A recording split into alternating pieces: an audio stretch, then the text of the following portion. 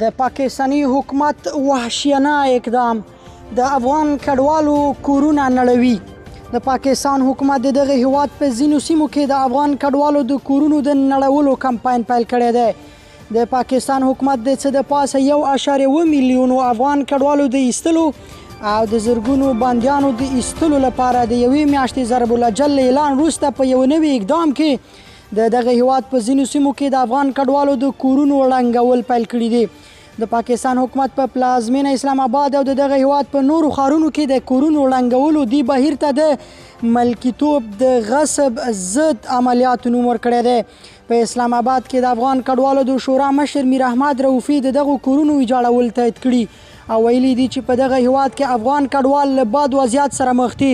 رؤفي په دې قضیه کې د ملګرو ملتونو د کډوالو عالی کمیشنري په بېغورۍ تورنوي. پاکستان له دې وړاندې افغان کډوالو ته له یاد هیواد څخه د وتلو اخطار ورکړی و او ویلي وو که ونه وځي نو جایدادونه به ورڅخه ونیسي. خو د طالبانو دفاع وزیر بیا په یو وینا کې هلته له میاشتو کډوالو غوښتي وو چې له پاکستان خپلې شتمنۍ راوړي او هغه اقتصاد چې پاکستان د دوی په پیسو جوړ کړی ورخراب دې کړي.